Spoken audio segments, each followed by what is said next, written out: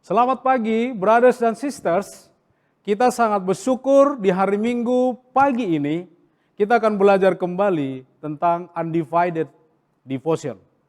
2 minggu yang lalu, Harlem sudah mengajarkan kita bagaimana kasih kita kepada Tuhan dan kepada sesama kita itu menjaga juga pengabdian kita kepada Tuhan. Kita tahu ketika mengasihi Tuhan, kita tahu kondisi kita, dan ketika mengasihi sesama kita tahu posisi kita di hadapan Tuhan. Minggu lalu, saudara kita dari Chicago, kita sangat diberkati, A.T. Anderson, juga mengajarkan kita bagaimana Yesus ketika mengalami pencobaan sekalipun, tetap bisa menjaga pengabdiannya tidak terganggu kepada Tuhan. Hari ini saya juga akan berkhotbah dan mengajarkan kita dari firman Tuhan, topik yang sama. Sebelumnya kita bersatu di dalam doa. Tuhan Bapa di dalam surga, kami sangat bersyukur Tuhan.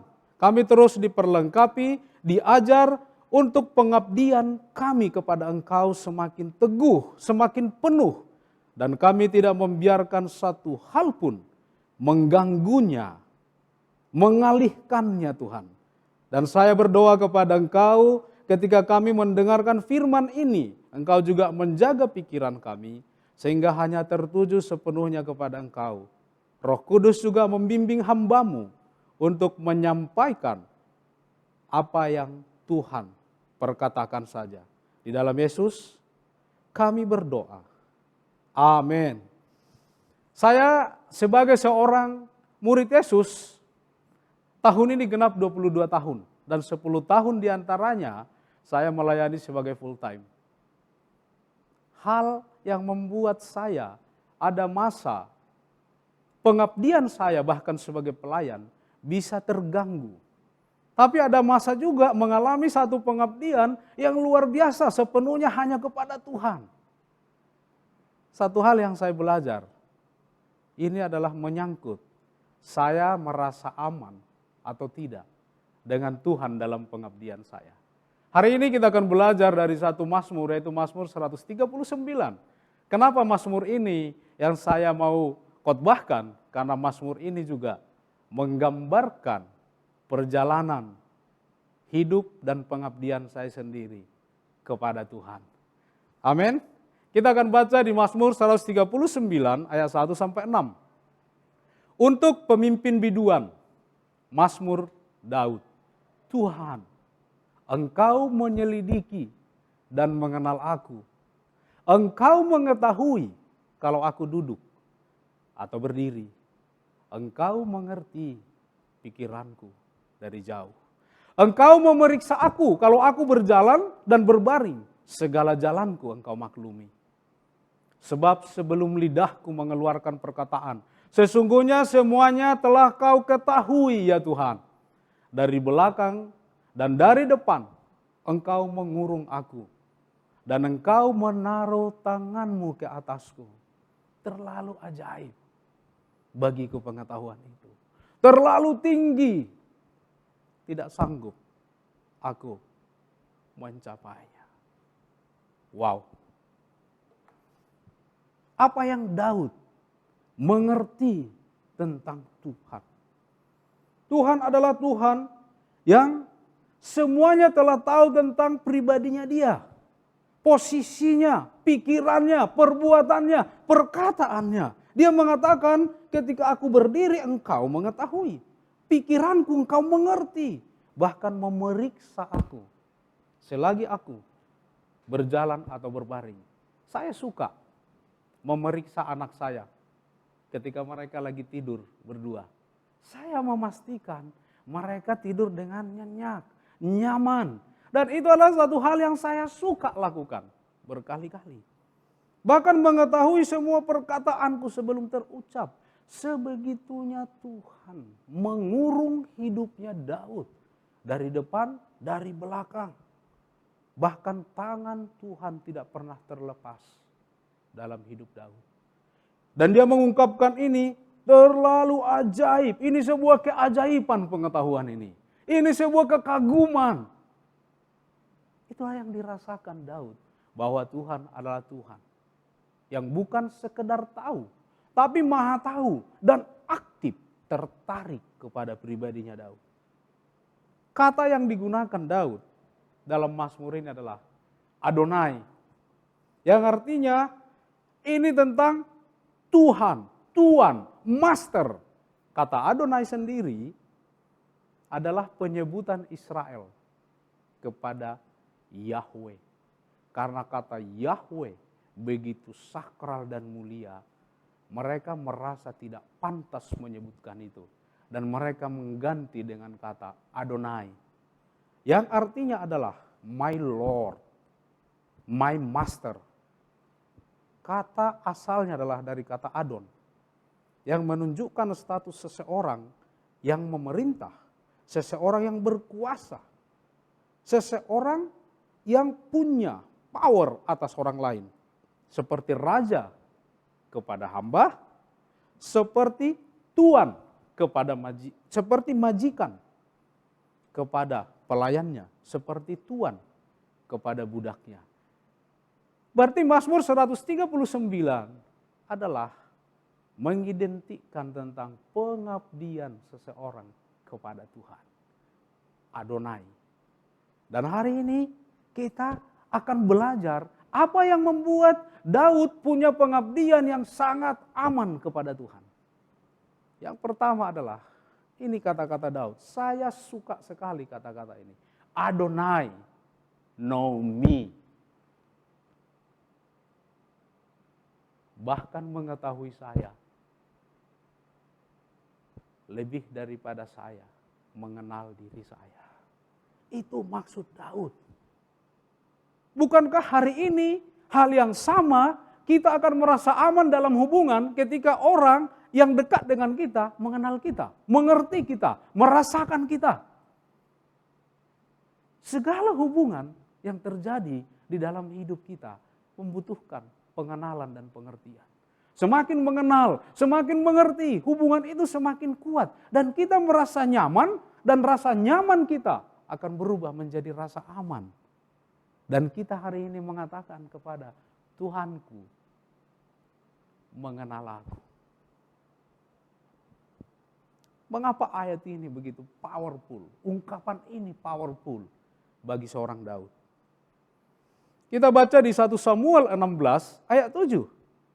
Ini adalah waktu ketika Samuel diminta Tuhan mengurapi Daud. Dan waktu dia pertama kali melihat Eliab, kakak dari Daud, Samuel berpikir inilah raja yang akan diurapi. Samuel tidak belajar juga sebelumnya. Dia mengurapi seorang perawakan raja, yaitu Saul. Saul itu dikatakan dia paling tinggi di antara semua bangsanya. Bangsanya yang lain sebahu ke atas, dia lebih tinggi dari semua bangsanya. Dialah seorang kaya dan dialah sebenarnya raksasa daripada Israel. Tapi dia tidak berdaya melawan raksasa Filistin yaitu Goliat. Tuhan berkata kepada Samuel, tetapi berfirmanlah Tuhan kepada Samuel, janganlah pandang parasnya atau perawakan yang tinggi, sebab aku telah menolaknya. Tuhan menolak Eliab.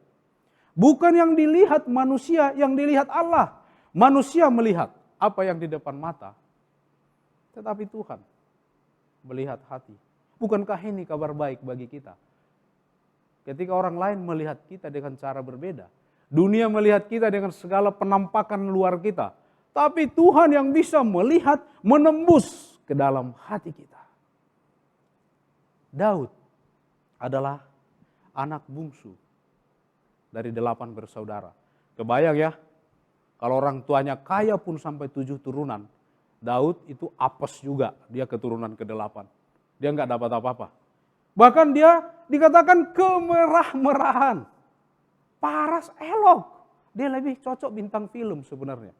Bahkan dikatakan karirnya adalah gembala 2-3 ekor kambing domba. Kurang impresif. Ini menjadi raja sebuah bangsa. Tetapi dikatakan Tuhan telah melihat hati Daud. Dia telah mengenal Daud. Bahkan sebelum Daud menyadari siapa dirinya. Bahkan sebelum Daud mampu bermimpi suatu hari dia seperti apa. Tuhan telah menetapkan dia sebagai seorang raja. Wow. Brothers dan sisters, berapa banyak di antara kita hari ini punya hubungan dan berkata, saya lonely, tidak ada yang mengerti saya. Orang tua tidak mengerti saya, sahabat tidak mengerti saya, bos tidak mengerti saya, segalanya tidak mengerti saya. Saya mau katakan sekali lagi, Adonai paling mengerti kita. Puncak pengertiannya akan segala diri kita dengan dia memberikan Yesus yang merasakan seluruh penderitaan kita. Dan dia adalah mengerti segalanya tentang kita. Rasa aman sangat kita butuhkan dalam pengabdian kita kepada Tuhan. Puluhan tahun dalam hidup saya kehilangan rasa aman dengan hubungan. Saya merasa ditolak oleh papa saya.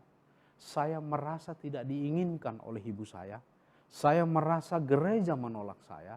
Saya merasa sekolah menghina saya. Itu dalam hidup saya. Saya merasa tidak ada yang mengerti tentang saya.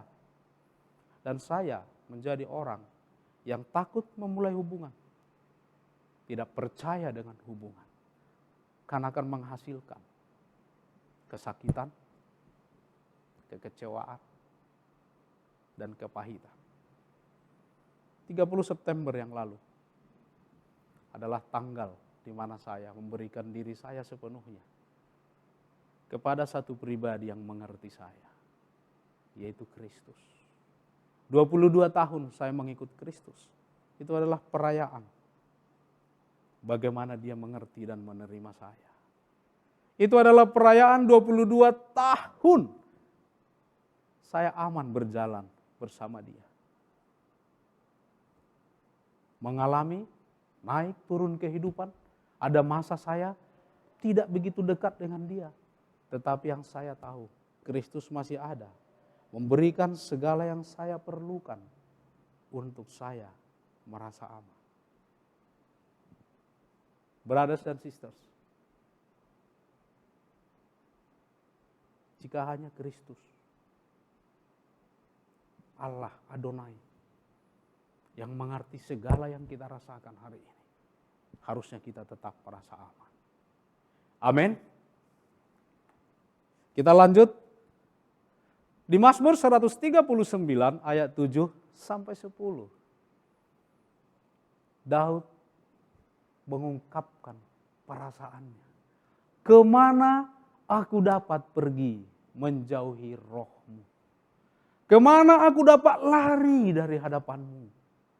Jika aku mendaki ke langit, Engkau di sana.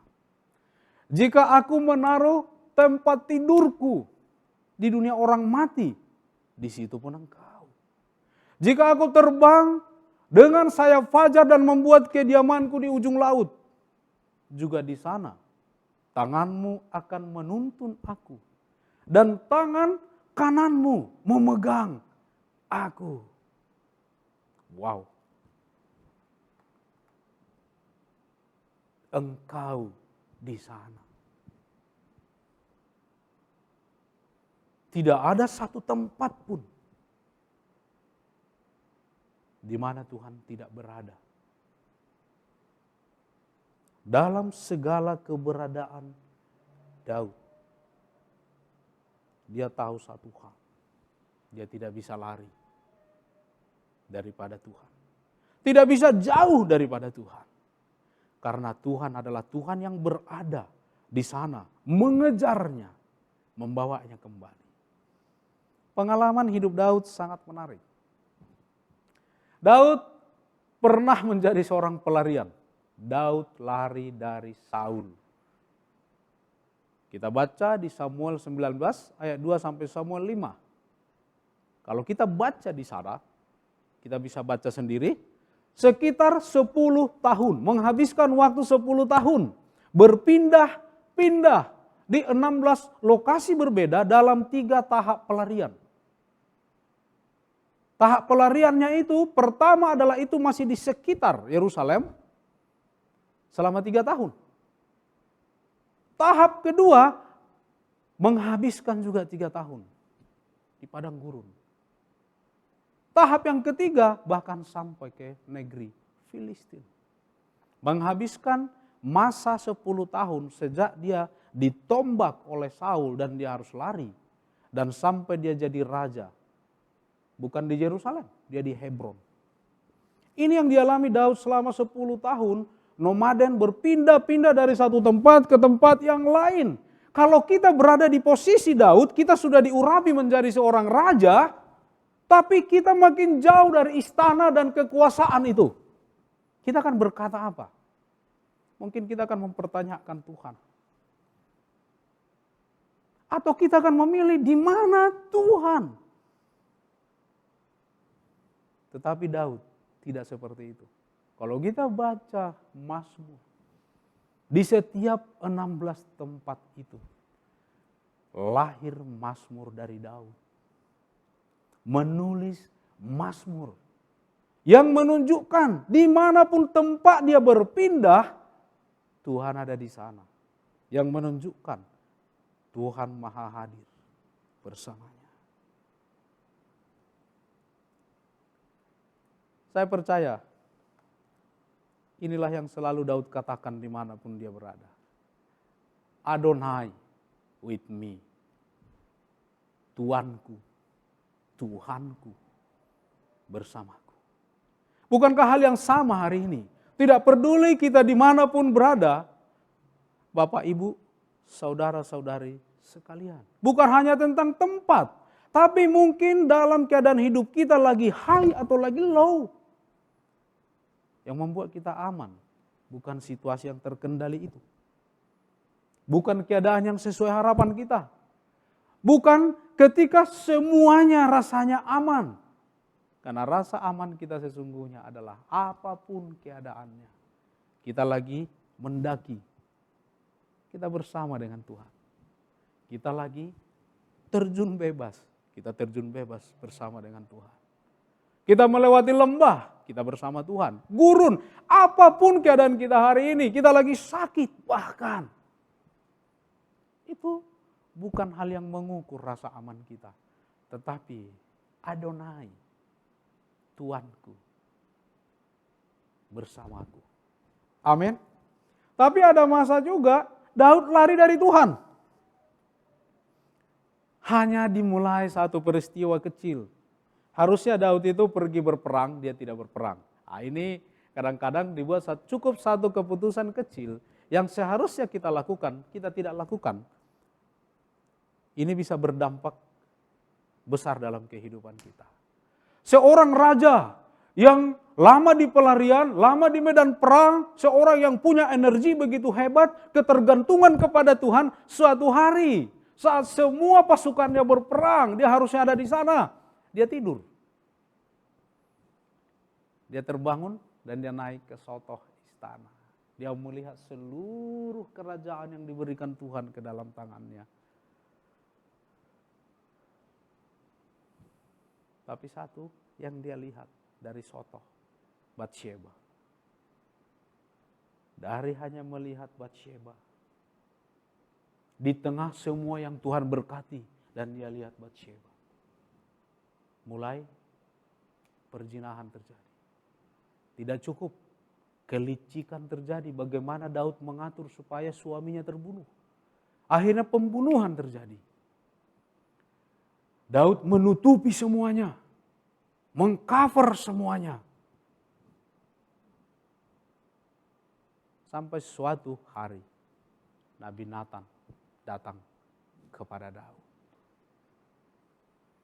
Jika ada seseorang memiliki banyak ternak dan ada seseorang hanya memiliki satu, dia ingin menjamu orang lain tapi dia sayang dengan ternaknya dan dia mengambil yang satu itu dari orang itu. Daud marah. Daud marah. Orang itu harus dihukum mati. Nathan dengan lembut berkata kepada Daud, engkaulah itu. Wow. Cukup kita melakukan pelarian-pelarian kecil dari Tuhan. Kita bisa kehilangan hati kita dalam merasakan, dalam sensitivitas kita tentang kehadiran Tuhan. Daud menerima teguran itu, saya bersyukur. Dia tahu bahwa sekarang dia harus kembali kepada Tuhan. Dia tidak bisa lari dari Tuhan. Dia harus berhadapan kembali dengan Tuhan. Membereskan semuanya dan menghadapi konsekuensi dari dosanya. Apa yang membuat kita hari ini lari dari Tuhan? Kita anggap itu pelarian kecil. Yang harusnya kita ke gereja, kita nggak ke gereja. Mungkin sekecil itu. Yang harusnya kita datang ke pertemuan grup, kita nggak datang. Harusnya kita Zoom, tapi kita nggak Zoom. Anggaplah itu pelarian-pelarian kecil. Saya pernah melakukan itu 2 kali. Saya lari dari jemaat. Saya lari dari Tuhan. Saya pikir dengan saya lari ke Papua. Tidak ada, saya pilih kota yang tidak ada jemaat. Apa yang terjadi, saudara-saudari? Tuhan sudah di sana. Tuhan sudah di Nabire. Tuhan sudah di Siriwo. Dia membawa saya dari tengah hutan. Dia pegang saya dengan tangan yang kuat itu. Dia tuntun saya kembali kepadanya. Tangan yang kokoh, yang keras, membawa saya kembali. Jika Tuhan tidak melakukan itu dalam kehidupan saya tidak akan ada pernah di sini berbagi tentang kehadiran Tuhan kepada kita semua. Dan saya bersyukur Tuhan membalikkan kembali hidup saya. Menuntun saya dari jauh dan menunjukkan kepada saya inilah hidup. Bersamakulah hidup yang paling aman. Kehadiran Tuhan apakah membuat kita aman, tenang, secure? Atau kita bahkan mengukur kehadiran Tuhan dengan kehadiran hal lain dalam hidup kita. Kok Tuhan, kita ukur kehadiran Tuhan dengan seberapa hebat karir kita, materi kita, kekuasaan kita. Bahkan mungkin bagi single hari ini, kita mengukur kehadiran Tuhan dengan kehadiran pasangan atau jodoh. Dan itu karena nggak ada, kita lari kecil, lari sedikit kepada jodoh di luar sana. Atau apa hari ini? Pengakuan, karena kita mengalami begitu banyak penolakan di dalam kehidupan kita. Kita mengejar pengakuan manusia dan kita lari kecil dari Tuhan. Atau masa depan, atau apapun itu. Kita pikir itu hanya kecil, lari dari Tuhan. Kita tutupi. Tetapi yang mengerikan adalah bahaya seperti Daud. Kita kehilangan hati kita. Sensitivitas kita akan kehadiran Tuhan. Itu bahaya dan tidak bisa membawa kita kembali. Jalan terbaik, apapun kondisi kita hari ini, jangan lari dari Tuhan. Kembali, Dia ada di sana menunggu kita. Bahkan Dia akan lakukan dengan tangan yang kuat membawa kita kembali. Tapi jangan keraskan hati kita. Amin.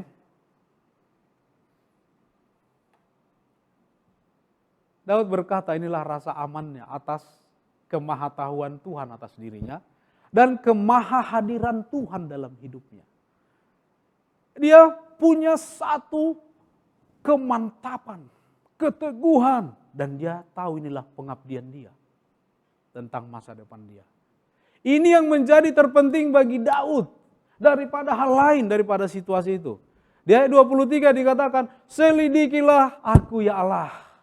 Kenallah hatiku, ujilah aku, dan kenallah pikiran-pikiranku. Lihatlah apakah jalanku serong, dan tuntunlah aku di jalan yang kekal. Seperti Daud, masa depan kita, bukan hanya masa lalu kita Tuhan hadir, bukan hanya masa lalu kita Tuhan tahu, masa kini kita juga, bahkan masa depan kita. Dia maha tahu dan maha hadir di sepanjang jalan itu hidup kita. Kita bisa katakan rasa aman kita kepada Tuhan hari ini Dia menyelidiki kita. Dia mengenal hati kita. Dia bahkan menguji kita. Kita minta Tuhan, uji saya Tuhan. Bahkan dia mengenal segala pikiran-pikiran kita. Dia melihat segala jalan kita. Kita minta Tuhan, jangan aku jauh melenceng. Aku ingin Engkau ada di sana buat aku. Dan kita berkata kepada Tuhan untuk masa depanku Tuhan. Tuntun aku di jalan yang kekal. Inilah rasa aman kita. Di dalam devotionnya kita kepada Tuhan. Pengabdian kita kepada Tuhan. Dua hal yang menjaga pengabdian kita kepada Tuhan. Tidak akan berpaling, tidak akan teralihkan, tidak akan terganggu. Karena kita merasakan rasa aman bersama Tuhan kita. Dialah orang yang paling mengenal kita, sangat mengenal kita. Dan dia selalu bersama dengan kita. Jangan pernah berpaling dari Tuhan. Jangan biarkan apapun mengalihkan pengabdian kita kepada Tuhan. Karena itu tidak aman. Amin. Kita bersatu di dalam doa. Berkati kami Tuhan. Berikan kami rasa aman daripadamu Tuhan. Rasa aman sesungguhnya adalah ketika kami mengerti Engkaulah satu-satunya pribadi yang paling mengerti dan memahami kami. Bantu kami merasa aman.